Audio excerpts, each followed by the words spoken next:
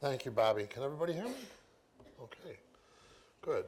I want to thank the Institute on Aging and Jenny, Jim, and Carol, my good friend Bobby, and everybody who came out today to hear my last big lecture, including a number of my colleagues and members of the Covenant Presbyterian Church who are here. And I'll talk a little bit about their reactions to begin this in a minute. I am an extinguished professor, giving the Eloquence, and I, as demographers would say, I've broken down by age. But other than that, I'll do my best. So let's get going here. Okay. So what I want to do is to start out with what one of my friends at Covenant Church said. When I saw that title, I thought, you said elderly are mean people. They're not mean people. I said, no. You got that one wrong. So we had to do that. And then we're going to go through economics of aging, classic example of income differences, how many legs in your stool. This is going to be my prop right here. And assets and wealth, net worth, poverty and older ages, demographic and health differences, lifespan differences, and needs for long-term care services, policy implications of policy solutions, and ending up with the eternal problem of the Social Security finance. Summary and conclusion, and then I'll look forward to hearing from you. So somebody wave at me if I'm going on beyond whenever I'm supposed to finish, 10 to 2 or something. All right, we'll get started. This lecture isn't about are the elderly mean people. It's about how easily one can generalize about the social and economic status of the elderly. Does the mean or average amount or the median typical person amount tell you much? My answer is not really in this case. Even with all the distributions, there are descriptive statistics here, it's just pictures, you'll get into it. Look like the ones in the following 2 slides, we'd have a problem in the variance with how well the average explained the variance. So the goal of this lecture actually comes from, in 1987, a dear friend of mine and Bobby's named Joe Quinn, who's been at Boston College since 1969. Joe wrote a paper called Beware of the Mean. And I thought about it, and this is literally what he said at the beginning of his paper. Okay? Never begin a sentence with the elderly are or the elderly aren't. No matter what you're doing or what you're discussing, some are and some aren't. Some do, some do not. The most important characteristic of the aged is their diversity. The average can be very deceptive because it ignores the tremendous dispersion around it. So bottom line, beware of the mean. That's what we're going to talk about. This realization applies across all domains of aging inquiry, certainly health, income, wealth, and lifespan, and so forth. And it challenges our science as well as our policy and practice. So here we go. Now, this is a normal distribution, okay? It just looks like a nice bell, right? The mode is the most frequent one. That's where the bump is the highest. The median's the middle person. That's right there. And the mean is the sum of all the values divided by the total number of values. That's the average. And since the values are the same pretty much on this side and that side, they're all the same. Okay? But if the distribution looks like the blue, okay, then the mean or the median will tell you something. If the distribution looks like the green, it doesn't tell you much of anything because there's so much dispersion around it. So that's the point of this. You want to make sure you capture the dispersion. Now, distributions don't look like the simple one, and they don't look like this one, but they look like this one. You're going to have a tail, a right-hand tail that pulls things out. That's the mode, the median, the mean, and you're going to see lots of things that fit that description. So, start. We're going to divide things into quintiles, that's 5, quartiles, that's 4, and deciles, sometimes that's tenths. That's all, okay? So each quintile is 1/5, and the middle of the middle quintile is the median, $62,000, okay? But The highest 20% have an average income of $215,000, and many made up of couples where at least one still works full-time. And the bottom is mainly single people, mainly elderly women who have outlived their husbands and are mainly existing on Social Security alone. So that's part of where we're going. So here's that middle quintile, okay? Social Security is about half. And then pensions and savings are here. So that's like 2 legs, okay? You want to stand this thing on 2 legs? It falls down, okay? That's not any good. All right. But that's the middle. What if you look at the bottom and the top? Well, if you looked at the bottom, you're standing on 1 leg. I'm not going to let this chair go like that or fall. But if you looked at the top, 4 legs, right? I'm going to take a wild guess that most of the people I know in this room are up here, okay? Look at that. You've got 4 sources of economic well-being, okay? 4 important and solid ones. At the bottom, you got Social Security and little of anything else, all right? So this says that the average doesn't tell you much, because at the very top, people have a lot of sources, and at the bottom, they've got just 1 source, okay? And that source is Social Security. Now here's just a picture. Here's tenths. See the green bars? Those are Social Security. 1, 2, 3 deciles. Man, this 9th and 10th are the ones that look like 4 stools, and all the ones at the bottom are mainly, it's about Social Security. Down here, you're getting some welfare benefits, maybe some supplemental security income. We'll talk about that, some other things. But mainly, the green is what rules here, okay? And I have pictures of this at the end from 40 years ago, and from a different source than this source, and they all look the same. So this has been true for a long time. All right. Now, how about asset or wealth differences? You have to distinguish. Income is a flow measure. How much do you get per month, per year, per week? In other words, how much income do you get? How much Social Security do you get per month, let's say, or something like that, okay? That's a flow. Wealth is a stock. Wealth is, okay, what are you worth today? What's the total value of the net value, net of debt? We'll get that, that's net worth. What is the value of your home, your other possessions?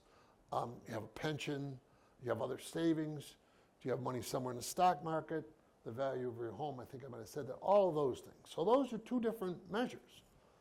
So an example of where they come across is, if you got money in the bank and you have savings and you get interest every month, interest is the flow from the stock, from wealth. Net worth is assets minus debts.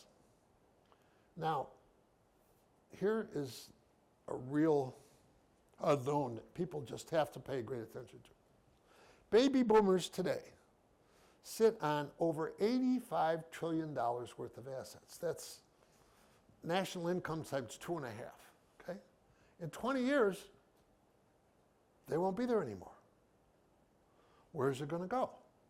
And I think you know, because that's why every time you open your email, you have Day of the Badger, Hour of Giving, gimme, gimme, gimme, gimme, gimme. That's what that is all about.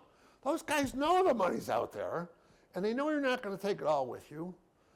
Oh, but how much is going to go to kids and grandkids? How much is going to go to charities and so forth? That's a huge question, and in 20 years, the world will look very different, because some people have transferred to other forms of wealth, of course, but other people will spend it or help their kids or grandkids in one way or the other. So that is a huge unknown. Huge, but it's a lot of money. All right. Now, the differences between the mean and the median are a basic measure of inequality. So, we saw above the median income. The middle person's income was $62,000 a year. The average income, the mean, was $85,000. So that's a difference of $23,000. Okay? That's why a little skewed to the right. But if you looked at the median net worth, for 65 and over is about 375, while mean net worth is 1.7 million. What that means, that's a difference of 1.3 million. That means that there's much more inequality in wealth and wealth holdings than there is in income. They're both meaningful though. So essentially, this is a diagram you can look at later. This looks by age, and there's your median, and the average is adding all of this up and dividing by the number of people or the number of households, okay? And what's pulling the wealth up is all this at the top, right? That's what's pulling the wealth up. We don't want to talk about the top 1% or whatever. The 90 percentile maybe is something relevant. So at the 75th median and so forth, and the averages are pretty high. They peak somewhere in the 60s, you'll see in a minute, through 80s, and then they go down, okay? So this is essentially what things look like. There's the income, that's got that skew, right? The median and the mean, the difference is like 23,000 there. But here's wealth. I couldn't stretch it out much further than that. I could, but the wealth, the mean is way over here, the median is here because of the dispersion, okay? All right. Now, here we go. Here's pictures. This is overall net worth by these percentiles. At the 25th percentile, that means 25% below. The 50th percentile, that's 50% of the population. And the 75th percentile, okay? And they're done by age. So these pictures are by age. So what you see things growing here, and they peak somewhere in younger old age, and then they decline, okay? This is overall net worth. And even the bottom 25th percentile has around $100,000 worth of net worth, okay? That's a lot of people who don't have a lot. Now, if you just looked at financial net worth, stocks, bonds, equity, all assets but the home, essentially, the hump is even bigger, the differences are much bigger, and the bottom 25%'s got nothing, okay? So there's a big, big difference there, okay? Housing, okay? People have home equity. This is the amount of equity you have. A lot of elderly people still own money in their homes. But the equity you have, again, it goes up. It peaks in later ages. But this is the main asset of those people that have no financial net worth. They have homes. And not all homes are like the homes that you all live in. A lot of the homes, people have been living in them since the 50s or 60s. And, you know, the house isn't, it's not enough to sell and finance long-term care, whereas some others might, okay? All right, so there's some dispersion and by ages. So the takeaways are net worth or wealth grows and is more important as people age in all cases. You saw it growing everywhere, okay? It peaks roughly between ages 65 and 75. Net worth differences are very large when you divide the elderly into those three groups, 25, 50, 75. Overall net worth averages 1.2 million in the top cut versus 150,000 in the bottom. So there's huge dispersion in overall net worth, and it's driven by financial net worth mainly, although there's home equity differences too, okay? So people are, you know, you've got various assets. Some of them are more liquid than others, some of them are worth more than others, and some don't have many. All right. Now, let's talk about poverty of old ages. Poverty is always determined by saying, how much are your resources? Generally, people look at income. You could look at wealth too. Compared to your needs, some measure of the poverty line. Now, there is an official poverty measure that's, well, since 1963, so that's a very old measure, but it's got a long time series, and they only look at cash only. Now, Social Security is cash. So what drives the elderly poverty rate in this, particularly here, is the amount of Social Security you get. And there's no minimum benefit in Social Security. It's hard. People have tried for a long time to find a way to get more of it to people at the bottom, but it's not well targeted. And anyway, that's the official one. Then there's something most of us use called a supplemental poverty measure because it includes things like SNAP, or food share, and public housing. And it also makes a small adjustment for the amount of medical out-of-pocket expenses or MOOP healthcare you're going to have, okay? In both cases, it's driven by Social Security. But here's the official rate. And you can see the elderly here in the black. It's all being driven. It's flattened out here, but it's all being driven by Social Security, okay? It's pretty flat. So part of it at the end here is if you've only got Social Security, all right, and that's your only income, when do you get your COLA? And if the poverty line changes a little bit different, because it changed for prices too, then it might bump up or down. But that's pretty flat, okay? So there's not, we're not making much progress down there. The supplemental poverty measure, okay, this only, Chris Weimer at the Columbia Center for Poverty and Social Policy has extended it back to the 1970s. So poverty, again, it falls just like it did before, but it flattens out earlier. It takes a dip, but then it takes a little jump back up at the end because healthcare costs start to weigh more heavily. So in both cases, though, it's being driven by Social Security. Now, policy could strengthen the floor under income.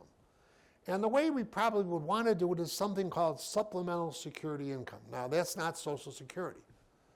I was writing my dissertation in Washington in 1974 when SSI began. There used to be state old age programs. It was all put together by the federal government into a federal program, okay? And they wanted it to sound like Social Security, so people got confused. They wanted people to think it was Social Security, so they call it supplemental security income. Now, there's a new plan out there, a bipartisan plan. Actually, one of the sponsors is Kevin Hassett, who is the principal economic advisor to Donald Trump, and the other is Teresa Gallarducci, who is a far-left person at the New School for Social Research. So it's got some pretty good support. It's called the SSI Savings Penalty Elimination Act. It would raise those benefits from SSI to the poverty line. They're not at the poverty line now, they're maybe 2/3. It would increase asset limits. To get SSI, you have to have $2,000 or less in liquid assets. Not enough to fix the roof, maybe enough for a hot water heater or whatever. So it's really very stringent. So it would raise it up. It would allow beneficiaries to keep $400 per month of earnings or Social Security benefits, okay, one or the other. Social Security and SSI, other than a couple $100, are offset dollar for dollar now. So this would actually put a floor under it. The Urban Institute suggests these changes would lift 1.2 million people age 65 out of poverty and the annual cost of $22 billion. That's 2 days of the current war, okay? Less than 2% of Social Security retirement spending. And if we had that as a floor, then we could worry about the rest of Social Security separate, knowing that if you're going to cut benefits, you weren't going to really hurt the elderly. We'll talk a little bit about that later. So that's one solution for elder poverty. Now we go to Bobby's area, demographic and health differences, lifespan differences, and the need for long-term care services. So we're going to look at averages and how the averages vary by gender, income, and wealth. We're going to begin with older life expectancy by income and wealth level and how one thinks about the progressivity of Social Security once you take lifespan into account. Then we'll look at this MOOP, medical out-of-pocket spending, and then finally long-term care services. So this is the social side. The average life expectancy for the median elderly person, expect to live approximately another 18 to 21 years. If you make it to 65, 18 to 21. With women typically living to around 86 and men to around 83. Life expectancy at age 65 has increased over time, and roughly half the people will live beyond these average figures, making it important to plan for longevity. Now, just yesterday in the weekly bulletin at UW, two of my colleagues, Jason Fletcher and Hector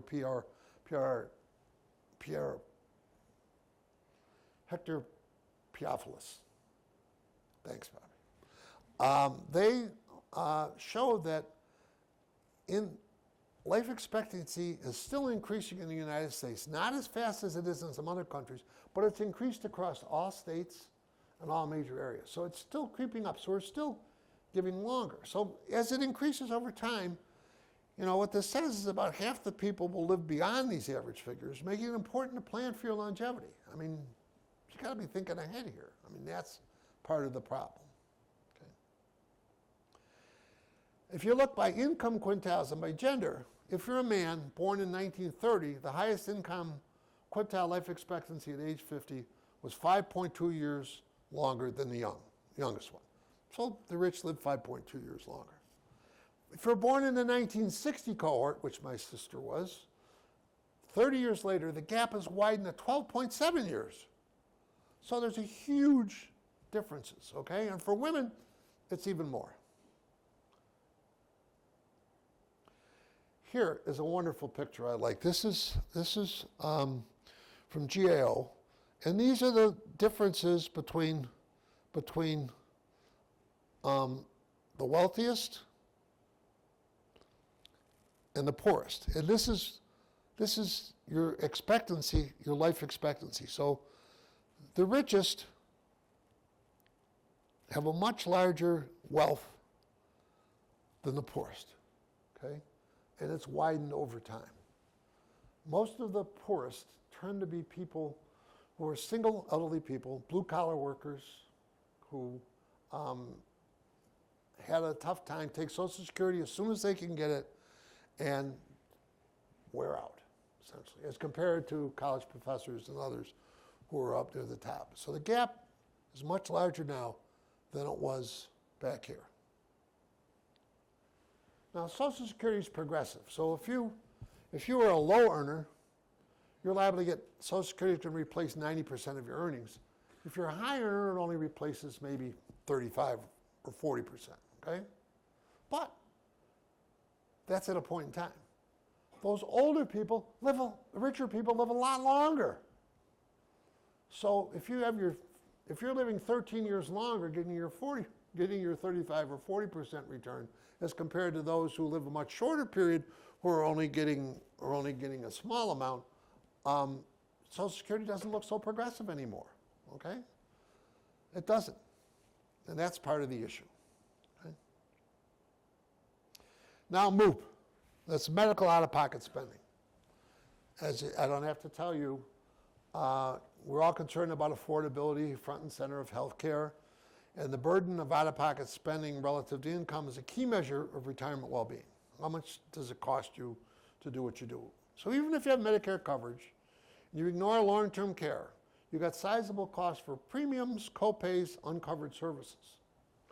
What these do is, after subtracting these costs, the typical retiree has only 71% of their Social Security income left and 88% of their total income left after they pay this medical out-of-pocket expenses. And for some people, it can be very big. So this is a Brookings slide that Wendell Primus put together.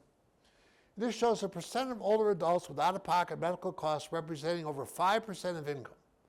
So if you're at the bottom, if you're below the poverty line, or even just above it, okay? Your chances of spending more than 10% of income on healthcare are higher, and it goes down, of course, as income goes up. 5 to 10, similar, and over 5%, even a bigger slide. So if you've got those four legs in your stool, okay, you've got something else there to help you pay for your health care.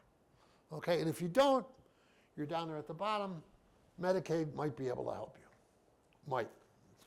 It depends. Okay? Now, long-term care. 1 in 5 U.S. residents over age 65 is unable today to carry out some of their activities of daily living by themselves, eating, bathing, dressing, so forth, okay? Just can't do it by yourself. Maybe you don't need a lot of help, but help is needed.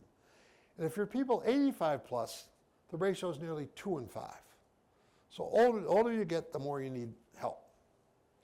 Now, the vast majority of people get help from children, relatives, or spouses, but they need to work and care for their own kids too. So they're sort of caught in a bind, in a squeeze. Okay? Now put that together with the fact that 90% of elderly people want to age in place. They like to stay in their own home. They're comfortable, their friends are there, and so forth. But home health care services are incredibly expensive, particularly since we've reduced the number of immigrants who were traditionally the group who had paid them, okay? But so $25 to $30 an hour without government aid. You get a little government aid if you're recovering from Medicare for a period, 30 to 60 days when you're at home recovering from an operation, an acute thing, but just for chronic, it ain't there, okay? 30 hours a week averages $5,300 per month or $63,000 per year. 2 years of SNF, skilled nursing facility where you get all your services, institutional care costs more. So bottom line is, especially for older women who outlive their husbands and so forth, you need to save for long-term care. Here's a picture of long-term care today from NBER study in 2024. You can see after age 65, 29% of adults develop something severe. Okay? They need help. Okay? But only 18% receive paid home care, and 13% receive at least 100 days of nursing care, including most receive term and Medicaid finance. The rest is informal care, a neighbor, an adult, a sister. I remember my mother going through this and the burden on my brothers my brother and sister who lived in Buffalo, where they were. Oh yeah, Tim, you can send money and Jim can send money, my other brother. But we're there, you have to be there every day.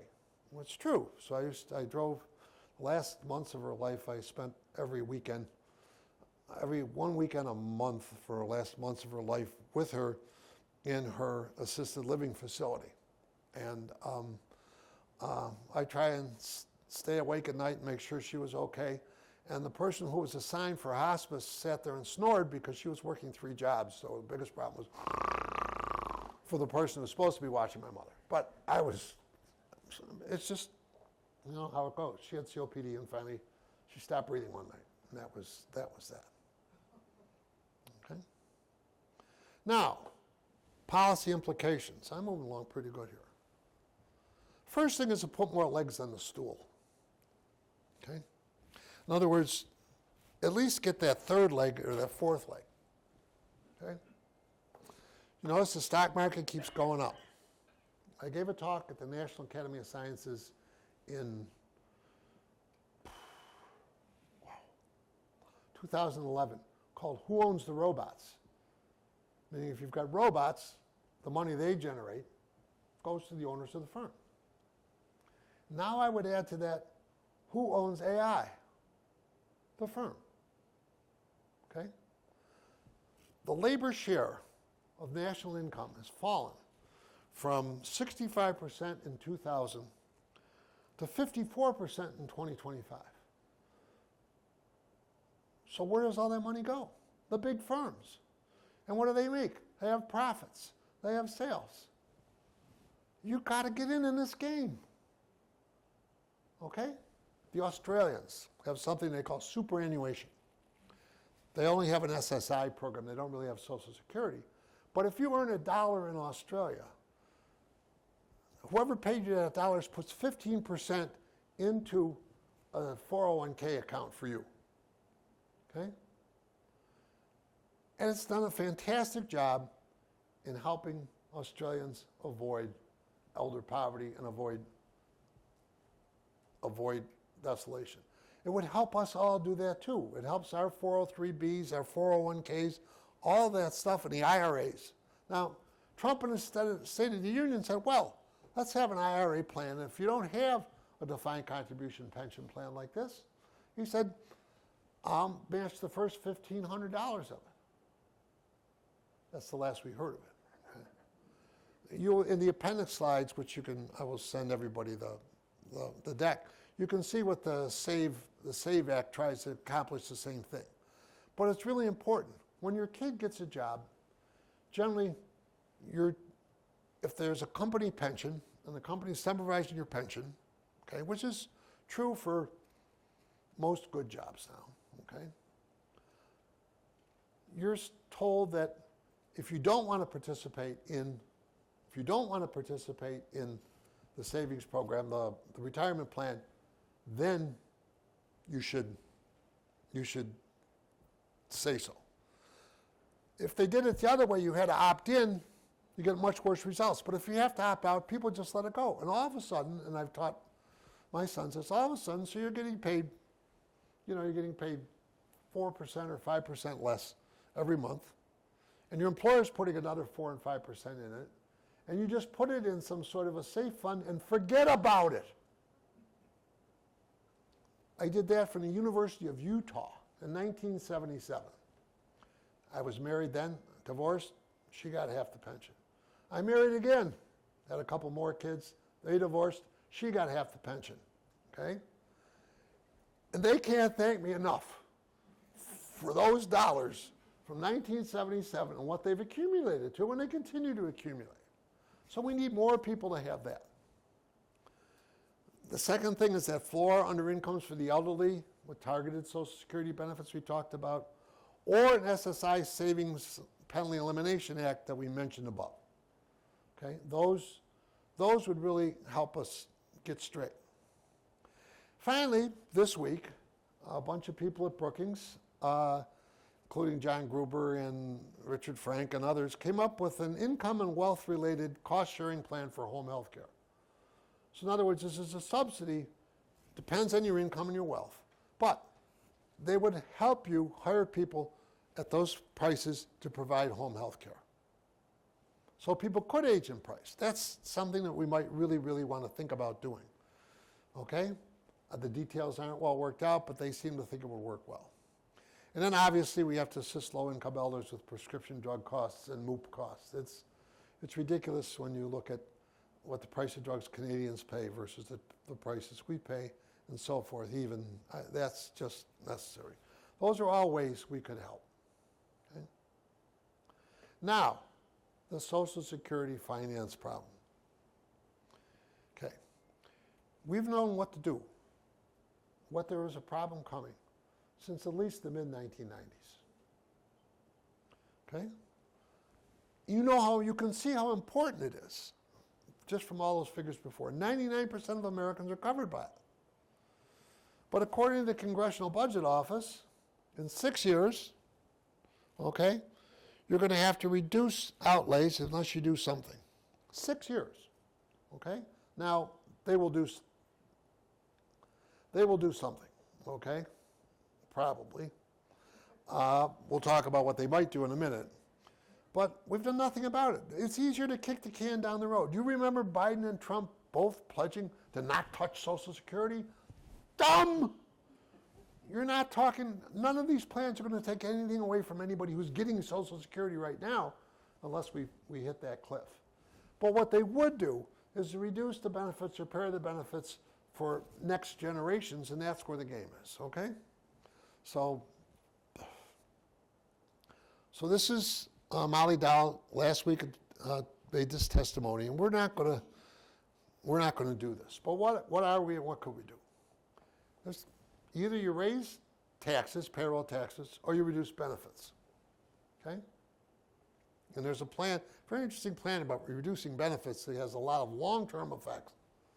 I mean, they look at the deficit here for 75 years, okay? And it's scary when you look out that far.